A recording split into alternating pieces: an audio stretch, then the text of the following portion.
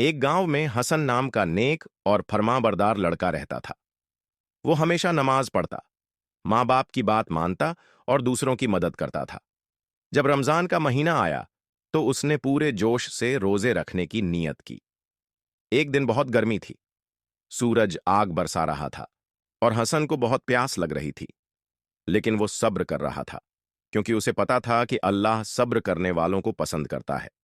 जब वो घर के बाहर गया तो देखा कि एक गरीब शख्स धूप में बैठा था। वो बहुत कमजोर लग रहा था।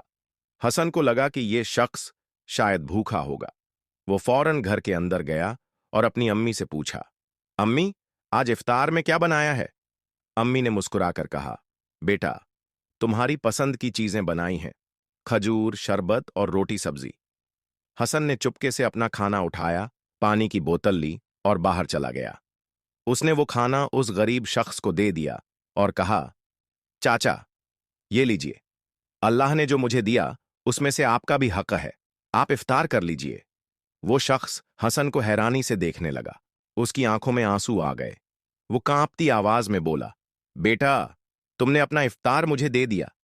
हसन हंसकर बोला, हाँ चाचा, रोजे का असली मकसद सिर्फ भूखा रहना नहीं बल्कि दूसरों की मदद करना भी है। वो शख्स हाथ उठाकर दुआ देने लगा, बेटा, अल्लाह तुम्हें दुनिया और आखिरत की सारी खुशियां दे। जब हसन घर लौटा तो इफ्तार का वक्त हो चुका था। उसके अब्बू ने देखा कि हसन ने कुछ खाया नहीं।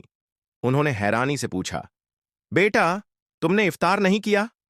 हसन ने हल्की मुस्कान के साथ जवाब दिया, अब्बू, मैंने अपना खाना एक जरूरतमंद को दे दिया और मुझे यकीन है कि अल्लाह मुझे इससे बेहतर बदला देगा। ये सुनकर उसके अब्बू की आंखों में खुशी के आंसू आ गए। उन्होंने हसन को गले लगा लिया और कहा, बेटा, यही रमजान का असली सबक है, दूसरों के लिए कुर्बानी और नेकी। सबक: रमजान सिर्फ रोजा रखने का महीना नहीं, बल्कि ये दूसरों की मदद करने और अल्लाह की रजा हासिल करने का बेहतरीन मौका है। अल्लाह हमें भी हसन जैसी नेकी और कुर्बानी करने की तौफीक दे। आमीन।